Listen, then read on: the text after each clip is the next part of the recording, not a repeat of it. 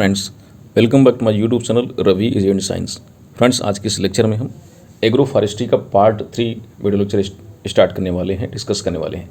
साथियों, इस लेक्चर में हम कुछ इंपॉर्टेंट वन लाइनर टाइप के क्वेश्चंस को डिस्कस करेंगे। और इस लेक्चर में जैसा कि आप स्क्रीन पर देख पा रहे हैं, पहले हमने क्वेश्चंस और उसके बाद आंसर्स को डिस्कस किया हुआ, यानी क्वेश्चंस और आंसर्स दोनों को आप स्क्रीन पर देख पाएंगे। इस टाइप से हमने क्वेश्चंस को अरेंज किया है। तो आइए लेक्चर को स्टार्ट करते हैं और वन बाय वन जो भी इंपॉर्टेंट वन लाइनर टाइप के क्वेश्चंस हैं उनके आंसर्स को भी डिस्कस करते हैं। तो सबसे पहले हमारा क्वेश्चन है कि system where agriculture and forestry are practice either simultaneously और separately on the same unit of land, तो उसे क्या कहते हैं। मतलब एक ऐसा सिस्टम, एक ऐसा प्रणाली जहाँ पर एग्रीकल्चर के साथ साथ में फॉरेस्ट्री दोनों को एक साथ में, यानी साथ में या फिर जो है पृथक रूप से on the same unit of land, एक ही मतलब जो लैंड है, लैंड की एक ही यूनिट पर इनको साथ साथ में या फिर पृथक रूप से उनकी प्रैक्टिस की जाती है, तो उसे क्या कहा जाता है। मतलब जहाँ पर एग्रीकल्चर और फॉरेस्ट्री दोनों को किसी एक लैंड की यूनिट पर साथ साथ यानी सिमल्टेनियसली या फिर सेपरेटली यानी पृथक रूप से जहाँ पर इन दोनों की प्रैक्टिस की जाती है, चाहे वो साथ साथ में हो चाहे पृथक रूप में हो, तो उसे क्या कहते हैं। तो साथियों, उसके लिए एग्रो फॉरेस्ट्री टर्म यूज किया जाता है। अगला क्वेश्चन देखते हैं कि agro forestry is a form of, agro forestry एक रूप है, किसका रूप है। तो एग्रो फॉरेस्ट्री जो है आपका मल्टीपल क्रॉपिंग का रूप है। नेक्स्ट अगला क्वेश्चन देखते हैं, optimum area under forest required. तो फॉरेस्ट के लिए कितना जो है अनुकूलतम जो है एरिया रिक्वायर्ड होना चाहिए, कितना आवश्यक होना चाहिए। तो जैसा कि आपको पता है 33% जो है आपका जो टोटल जियोग्राफिकल एरिया होता है किसी भी कंट्री का, किसी भी भूभाग का जो टोटल जो जियोग्राफिकल एरिया है, भौगोलिक क्षेत्र है, उसका 33% भाग जो है फॉरेस्ट से कवर होना चाहिए। अगला क्वेश्चन देखते हैं, contribution of forest product in world GDP. तो जीडीपी का जो है आपका संसार की जो जीडीपी है, ठीक है, उसमें जो है फॉरेस्ट के जो उत्पाद हैं यानी फॉरेस्ट के जो प्रोडक्ट हैं उसका कितना कंट्रीब्यूशन है, कितना योगदान है। तो 1% योगदान होता है वर्ल्ड जीडीपी में फॉरेस्ट के प्रोडक्ट का। अगला क्वेश्चन देखते हैं, Indian forest act was come in existence. तो भारतीय वन जो है नियम जो है एक्ट जो है कब अस्तित्व में आया था। तो ये आया था 1927 में, 1927 में यह अस्तित्व में एग्जिस्टेंस हुआ था, 1927 में यह अस्तित्व में आया था। तो इंडियन फॉरेस्ट एक्ट जो है 1927 में पारित हुआ था। आगे देखते हैं, forest conservation act was made in, forest conservation act कब बना था। तो फॉरेस्ट कंजर्वेशन एक्ट 1980 में बना था। नेक्स्ट अगला क्वेश्चन है, forest school is establish at, forest school यानी जंगल जो विद्यालय है या वन विद्यालय स्थापित है, कहाँ पर स्थापित है। तो ये स्थापित है देहरादून में।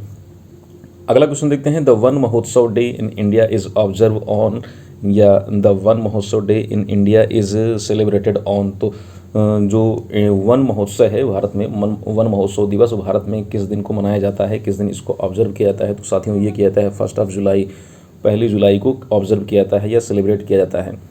नेक्स्ट अगला क्वेश्चन है, state having highest forest area in India. वो कौन सा स्टेट है, वो कौन सा राज्य है भारत का जहाँ पर सबसे ज़्यादा मात्रा में जो है फॉरेस्ट पाया जाता है, जंगल पाया जाता है। तो वो साथियों है एमपी यानी मध्य प्रदेश। अगला क्वेश्चन है, forest type found maximum in India. Bharat में किस प्रकार का फॉरेस्ट सबसे ज़्यादा मात्रा में पाया जाता है। तो जो फॉरेस्ट के टाइप हैं, 5 प्रकार के जो फॉरेस्ट हैं इंडिया में, उसमें से कौन सा टाइप भारत में सबसे ज़्यादा मात्रा में पाया जाता है। तो वो है साथियों ट्रॉपिकल ड्राई डेसिडुअस फॉरेस्ट, यानी उष्णकटिबंधीय शुष्क पर्णपाती वन जो होते हैं, ये सबसे ज़्यादा भारत में पाए जाने वाले वन होते हैं। नेक्स्ट अगला क्वेश्चन है, national research centre for agro forestry is situated it. तो national research centre for agro forestry ये कहाँ लोकेटेड है। तो साथियों, ये लोकेटेड है झांसी में और इसको इस्टेब्लिश किया गया था 1988 में, 1988 में इसको इस्टेब्लिश किया गया था। अगला क्वेश्चन है हमारा, इंपॉर्टेंट सारे क्वेश्चन हैं। अगला क्वेश्चन है, international centre for research in agro forestry यानी इकरैफ इज सिचुएटेड एट। तो international centre for research in agro forestry यानी इन शॉर्ट में इसको कहते हैं इकरैफ। तो इकरैफ कहाँ पर सिचुएटेड है। तो साथियों, ये है नैरोबी केन्या में। तो नैरोबी केन्या में जो है international centre for research in agro forestry situated है। अगला क्वेश्चन देखते हैं, नेक्स्ट हमारा क्वेश्चन है, the most important agro forestry practice is. तो सबसे ज़्यादा जो फेमस, सबसे ज़्यादा जो प्रसिद्ध जो है कृषि वानिकी की जो अब प्रैक्टिस है वो कौन सी है। तो वो है साथिया एकेसिया ल्यूकोफोलिया के साथ में आपका सिनक्रस सेटीगेरस, ये प्रैक्टिस सबसे ज़्यादा की जाती है। द मोस्ट इम्पॉर्टेंट, सबसे ज़्यादा प्रमुख एग्रो फॉरेस्ट्री प्रैक्टिस जो है आपका वो एकेसिया ल्यूकोफोलिया के साथ में सिनक्रस सेटीगेरस ये सबसे ज़्यादा फेमस, सबसे ज़्यादा इम्पॉर्टेंट जो है आपका एग्रो फॉरेस्ट्री की प्रैक्टिस मानी जाती है। आगे देखते हैं नेक्स्ट अगला question, the oldest known agro forestry practice. तो सबसे जो पुरानी जो आपका एग्रो फॉरेस्ट्री प्रैक्टिस के रूप में इसे माना जाता है वो है आपका शिफ्टिंग कल्टीवेशन, जिसे आप कहते हैं कौन सी, झूम खेती के नाम से जानते हैं। Shifting cultivation is the oldest known agro forestry practice. Next अगला हमारा जो क्वेश्चन है वो है cultivation of tree plus crop is known as. तो ट्री के साथ में जब क्रॉप को कल्टीवेट किया जाता है तो इसे क्या कहते हैं। तो साथियों इसके लिए जो टर्म यूज किया जाता है वो एग्री सिल्वीकल्चर यूज किया जाता है। नेक्स्ट हमारा अगला क्वेश्चन है पेरेनियल हेजेस प्लस क्रॉप्स। तो पेरेनियल हेज के साथ में जब क्रॉप्स को हम कल्टीवेट करते हैं तो इसे क्या कहते हैं। तो इसके लिए टर्म यूज करते हैं एले क्रॉपिंग। ये इसके लिए टर्म यूज किया जाता है एले क्रॉपिंग यूज किया जाता है इसके लिए टर्म। तो एले क्रॉपिंग क्या है इसको आप हमें नीचे कमेंट बॉक्स में बताइए। इससे रिलेटेड हमने आपको जो है पहले एक वीडियो लेक्चर में डिस्कस किया हुआ है इसके बारे में। तो एले क्रॉपिंग क्या होता है इसको आप हमें बताइए नीचे कमेंट बॉक्स में। नेक्स्ट अगला क्वेश्चन देखते हैं फ्रूट ट्री प्लस क्रॉप्स। तो फ्रूट ट्री के साथ में जो क्रॉप्स को कल्टीवेट किया जाता है तो इस प्रकार के कल्टीवेशन को क्या कहते हैं। तो साथियों इसके लिए टर्म यूज किया जाता है agri horticulture. Agri horticulture term use करते हैं जब फ्रूट ट्री के साथ में क्रॉप्स को कल्टीवेट करते हैं। नेक्स्ट हमारा अगला क्वेश्चन है tree plus fruit tree plus crops. तो ये कॉम्बिनेशन यानी ट्री के साथ में फ्रूट ट्री प्लस क्रॉप्स, इन तीनों का कॉम्बिनेशन क्या कहलाता है। तो इन तीनों का जो कॉम्बिनेशन होता है वो कहलाता है आपका एग्री सिल्वी हॉर्टिकल्चर। तो याद रखिएगा एग्री सिल्वी हॉर्टिकल्चर मीन्स आपका ट्री के साथ में फ्रूट ट्रीज प्लस आपका क्रॉप्स, इन तीनों को जब कंबाइन किया जाता है, इन तीनों को साथ साथ में कल्टीवेट किया जाता है तो इसके लिए जो एक कंबाइन जो टर्म यूज किया जाता है वो एग्री सिल्वी हॉर्टिकल्चर है। अगला क्वेश्चन देखते हैं। नेक्स्ट हमारा क्वेश्चन है कि ट्रीज़ के साथ में जब क्रॉप्स और प्लस पास्चर्स यानी एनिमल्स, इन तीनों को इंक्लूड कर लिया जाता है तो इसके लिए कौन सा टर्म यूज करते हैं। तो इसके लिए साथियों टर्म यूज किया जाता है agri silviculture. Agri silviculture means आपका ट्रीज़ के साथ में क्रॉप्स प्लस पास्चर्स या एनिमल्स, इन तीनों को जो इंक्लूडेड किया जाता है तो इनके लिए एग्री सिल्वीकल्चर टर्म यूज करते हैं। नेक्स्ट अगला हमारा क्वेश्चन है trees plus pastures oblique animals, यानी ट्री के साथ में पास्चर्स यानी हमने क्रॉप्स को जब इसमें से निकाल दिया है तो ट्रीज़ प्लस पास्चर्स या एनिमल्स, इन दोनों को मिलाकर कौन सा टर्म यूज किया जाता है, इनके लिए कौन सा टर्म यूज किया जाता है। तो साथियों इसके लिए टर्म यूज करते हैं सिल्वी पास्चर।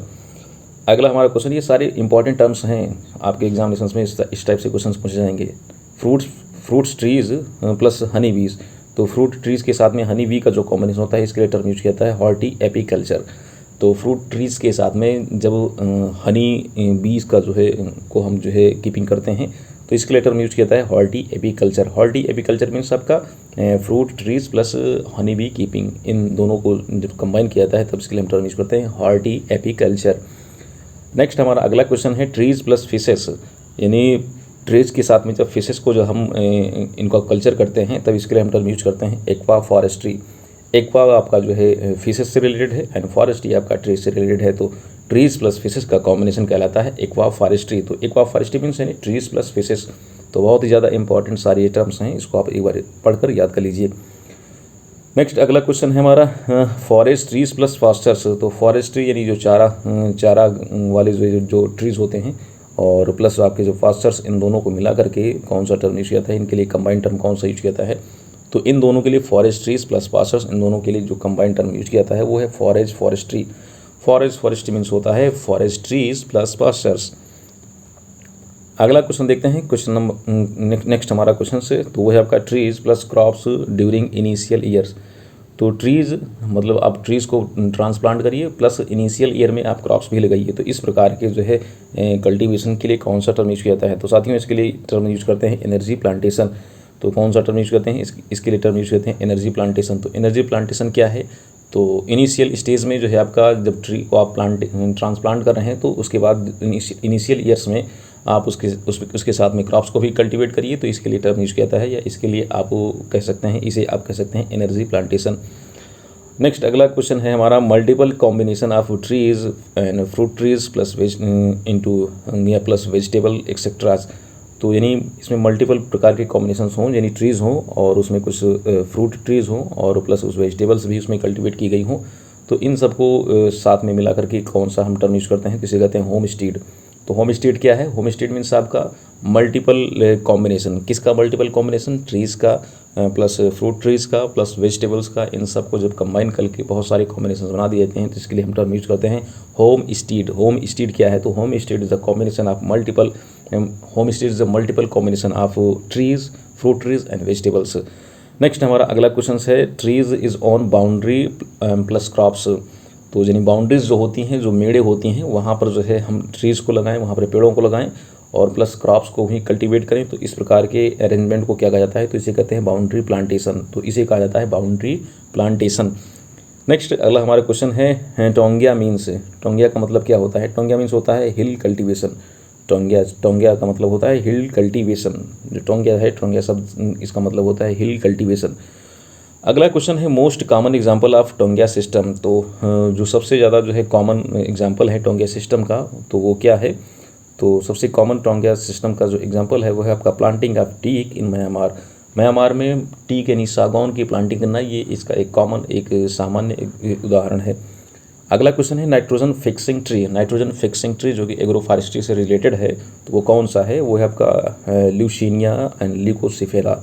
ल्यूसीनिया एंड ल्यूकोसिफेरा ये आपका नाइट्रोजन फिक्सिंग ट्री के रूप में जाना जाता है एग्रो फॉरेस्ट्री का।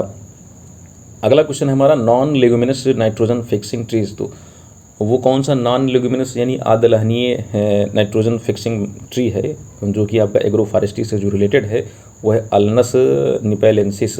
अल्नस निपालेंसिस, इसको भी याद रखिए। नॉन लेगुमिनस नाइट्रोजन फिक्सिंग जो ट्री है एग्रो फॉरेस्ट्री का, वो है अल्नस निपालेंसिस। अगला क्वेश्चन है हमारा बायो ड्रेनेज प्लांट। तो बायो ड्रेनेज प्लांट के रूप में किसे माना जाता है? एग्रो फॉरेस्ट्री में बायो ड्रेनेज प्लांट किसे कहा जाता है? तो वो कहा जाता है आपका यूकेलिप्टस को। यूकेलिप्टस माना जाता है बायो ड्रेनेज प्लांट के रूप में। नेक्स्ट हमारा अगला क्वेश्चन है most suitable would lot trees in India. तो जो सबसे ज़्यादा सुटेबल वुड लॉट ट्री है इंडिया का, तो वो क्या है? वो है आपका कैजुरियाना एंड ल्यूसीनिया। कैजुरियाना एंड ल्यूसीनिया ये जो है आपका most suitable would lot tree माने जाते हैं भारत में। अगला है आपका फॉडर प्रोड्यूसिंग ट्री। तो चारा उत्पन्न करने वाले ट्री के रूप में किसे माना जाता है एग्रो फॉरेस्ट्री में? तो है आपका प्रोसोपिस सिनेरेरिया। प्रोसोपिस सिनेरेरिया को माना जाता है फॉडर प्रोड्यूसिंग ट्री के रूप में। फॉडर प्रोड्यूसिंग ट्री के रूप में प्रोसोपिस सिनेरेरिया प्लांट को माना जाता है। नेक्स्ट अगला क्वेश्चन हमारा फ्यूल वुड ट्री। तो यानी ईंधन और लकड़ी के वृक्ष के रूप में किसे माना जाता है? तो वो है आपका एल्जीजिया लिबैक। एल्जीजिया फ्यूल वुड ट्री, यानी वो कौन सा पौधा है जिसे फ्यूल वुड के रूप में माना जाता है, मतलब उसकी लकड़ी को फ्यूल के ईंधन की तरह इस्तेमाल किया जाता है। तो वो है आपका एल्जीजिया लिबैक। एल्जीजिया लिबैक क्या है? तो एल्जीजिया लिबैक को आप लोग जानते होंगे कॉमनली, ये जो है आपका जैसे शीशम का पौधा होता है उसी टाइप से थोड़ा सा मिलता जुलता पौधा है। और इसके जो फ्रूट्स होते हैं, फल होते हैं, वो चपटे होते हैं, ठीक है, और लंबे और चपटे होते हैं। अगला जो है आपका नेक्स्ट क्वेश्चन है हमारा ग्रीन मैन्यूरिंग ट्री। तो ग्रीन मैन्यूरिंग ट्री के रूप में किसे माना जाता है? तो वो है आपका थेस्पेसिया एंड पपुलिनिया। थेस्पेसिया एंड पपुलिनिया, याद रखिए कि थोड़ा सा जो है टफ नाम है इनके, थेस्पेसिया एंड पपुलिनिया ग्रीन मैन्यूरिंग ट्री के रूप में जाने जाते हैं। अगला हमारा क्वेश्चन है shifting cultivation causes. Shifting cultivation का कॉजेज क्या है? अच्छा, शिफ्टिंग कल्टीवेशन से क्या कारण, मतलब शिफ्टिंग कल्टीवेशन की जाती है तो उसका क्या रिजल्ट होता है? तो साथियों, शिफ्टिंग कल्टीवेशन जब करते हैं तो डिफॉरेस्टेशन यानी आपका जो है कह सकते हैं कि जंगलों को जो है कटाई जो है इसका एक बहुत बड़ा कारण हो जाता है। एक स्थान से दूसरे स्थान पर जब कल्टीवेशन की जाती है तो डिफॉरेस्टेशन को प्रमोट होता है, डिफॉरेस्टेशन प्रमोट होता है, यानी जंगलों की अंधाधुंध कटाई होती है। अगला है हमारा जो है आपका मिरेकल फॉरेस्ट ट्री, यानी फ्यूल मीन्स आपका मिरेकल फॉरेस्ट्री मीन्स आपका मिरेकल फॉरेस्ट्री का मतलब होता है यानी as it provides fodder fuel and pulp wood and timbers, यानी जो ये सारी चीज़ें प्रोवाइड करे तो उसे हम मिरेकल फॉरेस्ट्री के रूप में जानते हैं। तो क्या क्या प्रोवाइड करे वो मिरेकल फॉरेस्ट्री? वो आपका फॉडर भी प्रोवाइड करे, वो फ्यूल प्रोवाइड करे एंड पल्प वुड प्रोवाइड करे और साथ साथ टिम्बर प्रोवाइड करे। तो इस प्रकार का अगर कोई ट्री है जिसमें सारे फीचर्स पाए जाते हैं तो उसे मिरेकल ट्री के रूप में जानते हैं, मिरेकल फॉरेस्ट्री के रूप में जानते हैं। तो इस प्रकार का जो ट्री है वो है आपका सुबाबुल को माना जाता है मिरेकल फॉरेस्ट्री के रूप में। तो याद रखिएगा, इंपॉर्टेंट क्वेश्चन है। नेक्स्ट अगला क्वेश्चन है हमारा fast growing forest tree species. तो फॉरेस्ट में जो सबसे ज़्यादा ग्रो करने वाला, जो यानी तीव्र गति से ग्रो करने वाला, वृद्धि करने वाला जो ट्री स्पीसीज है तो उसको पता ही है आपको, यूकेलिप्टस है। यूकेलिप्टस स्पीसीज जो है आपका फास्ट ग्रोइंग ट्री स्पीसीज माना जाता है फॉरेस्ट का। नेक्स्ट अगला क्वेश्चन है मल्टीपर्पज़ ट्री स्पीसीज। तो मल्टीपर्पज़ यानी बहुउद्देशीय जो वृक्ष की जो जाति है वो कौन सी है? तो वो है आपका एल्बीजिया लिबैक। एल्बीजिया लिबैक क्या है? तो इसको मैंने अभी ऑलरेडी बताया हुआ है, एल्बीजिया लिबैक क्या है। ठीक है। तो उसे फ्यूल वुड के रूप में भी जानते हैं एल्जीविया लिवैक को। तो ये मल्टीपर्पज़ ट्री स्पीसीज होती है एल्जीविया लिवैक। नेक्स्ट अगला हमारा क्वेश्चन है the most appropriate and effective type of crop cultivation in forest. तो फॉरेस्ट में जो सबसे उपयुक्त और सबसे प्रभावी जो है क्रॉप कल्टीवेशन का जो टाइप है फॉरेस्ट में वो क्या है, तो वो है साथियों इंटरक्रॉपिंग। इंटरक्रॉपिंग जो है आपका फॉरेस्ट में सबसे उपयुक्त और सबसे प्रभावी जो है प्रकार है क्रॉप कल्टीवेशन का, क्या है वो इंटरक्रॉपिंग है। नेक्स्ट अगला क्वेश्चन है रत्नजोत एंड करंज। तो रत्नजोत और करंज जो ट्री हैं ये किस प्रकार के ट्री हैं, तो ये बायोफ्यूल प्लांट के रूप में जाने जाते हैं, इन्हें बायोफ्यूल प्लांट कहा जाता है। इनसे जो ये जो है आपका रत्नजोत एंड करंज ये बायोफ्यूल प्लांट के रूप में जाने जाते हैं, कंसिडर किए जाते हैं। नेक्स्ट अगला क्वेश्चन है ऑयल परसेंटेज इन रत्नजोत। रत्नजोत जो होता है इस जेट्रोफा स्पीसीज, तो ये रत्नजोत में ऑयल का परसेंटेज कितना होता है, तो ये होता है 35% के समथिंग। इसके जो सीड से जो है 35% तक से ऑयल को निकाला जाता है, एक्सट्रैक्ट किया जाता है। अगला क्वेश्चन है स्पेसिंग मेंटेन बिटवीन हेज रो इंटरक्रॉपिंग इन एले क्रॉपिंग। तो एले क्रॉपिंग में जो हेज के बीच में, हेज और जो क्रॉप्स के बीच में जो है स्पेसिंग जो मेंटेन की जाती है तो कितनी होती है, तो 4 से लेकर 8 मीटर के समथिंग स्पेसिंग मेंटेन की जाती है हेज रो और जो क्रॉप है हमारी उसके बीच में, ठीक है। 4 से लेकर 8 मीटर के बीच में 4 से 8 मीटर की स्पेसिंग रखी जाती है। अगला क्वेश्चन है हमारा ट्री स्पीसीज सुटेबल फॉर एले क्रॉपिंग। तो एले क्रॉपिंग के लिए कौन सा जो है आपका ट्री स्पीसीज ज़्यादा सुटेबल होता है, ज़्यादा उपयुक्त होता है, तो वो है आपका कैसिया सीमिया एंड आपका ल्यूसीनिया एंड सेस्बानिया। तो ये कुछ नाम हैं जो है आपका ट्री स्पीसीज के जो सुटेबल होते हैं एले क्रॉपिंग में। तो आपका कैसिया सियामिया एंड आपका ल्यूसीनिया एंड आपका सेस्बानिया, ये कुछ ट्री स्पीसीज हैं जो एले क्रॉपिंग में ज़्यादा सुटेबल माने जाते हैं। नेक्स्ट अगला क्वेश्चन है कि forestry outside the conventional forest which primarily aim at providing continuous flow of goods and services for the benefit of peoples। तो फॉरेस्ट्री जो है आपका आउटसाइड द कन्वेंशनल जो पारंपरिक तरीका है जंगलों से, विच प्राइमरली जो प्रमुख रूप से जिसका उद्देश्य होता है कि क्या उद्देश्य होता है, प्रोवाइडिंग क्या प्रोवाइड करना, कंटिन्यूस फ्लो ऑफ गुड्स यानी वस्तुओं को और सेवाओं को for the benefit of peoples, लोगों को वस्तुओं और सेवाओं की पूर्ति करना लगातार, ठीक है। जंगलों का प्रमुख उद्देश्य होता है फॉरेस्ट्री यानी आपका इसके क्या नाम है, इस फॉरेस्ट्री मीन्स आपका फॉरेस्ट्री के द्वारा आउटसाइड यानी जंगल के बाहर जो है आपका जंगल के बाहर को जो है आपका पारंपरिक तरीके से जब जो है वस्तुओं और सेवाओं की पूर्ति लोगों को कराई जाती है तब उसे क्या कहते हैं, मतलब जंगल से बाहर जब वही सारी चीज़ें वस्तुएं या सेवाएं जो है लोगों को लगातार जो है प्राथमिक यानी प्राइमरीली एम्स के रूप में यानी प्राथमिक उद्देश्य के रूप में, मतलब जब जंगल से बाहर यानी जंगल में तो चीज़ें मतलब गुड्स एंड सर्विसेज प्रोवाइड कराई जाती हैं, जंगल से बाहर जब वही सारी चीज़ें लोगों को जो है प्राथमिक रूप से उपलब्ध कराई जाएँ तो उसे क्या कहते हैं, तो उसे कहते हैं सोशल फॉरेस्ट्री। तो याद रखिएगा सोशल फॉरेस्ट्री का मतलब है कि फॉरेस्ट से बाहर जब वही सारी चीज़ें प्राथमिक रूप से यानी गुड्स एंड सर्विसेज यानी वस्तुएं और सेवाएं लोगों को लगातार प्रोवाइड कराई जाएँ, उनसे उनको लाभ हो, तब उसके लिए हम टर्म यूज करते हैं सोशल फॉरेस्ट्री। नेक्स्ट अगला क्वेश्चन है forest system which promote commercial tree growing by farmers on their own land.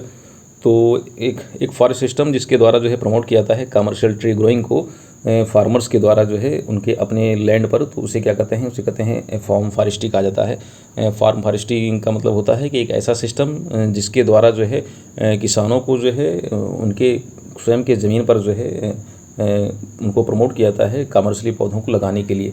तो इसके लिए हम कहते हैं फार्म फॉरेस्ट्री। फार्म फॉरेस्ट्री का मतलब है किसान अपनी ज़मीन पर ही उन कमर्शियली ट्रीज उन जो है व्यावसायिक पौधों को लगाए, और उन व्यावसायिक पौधों को लगाने के लिए जब किसानों को प्रोत्साहित किया जाता है कि वो अपनी ज़मीन पर लगाएं, तो इसके लिए हम टर्म यूज करते हैं फार्म फॉरेस्ट्री।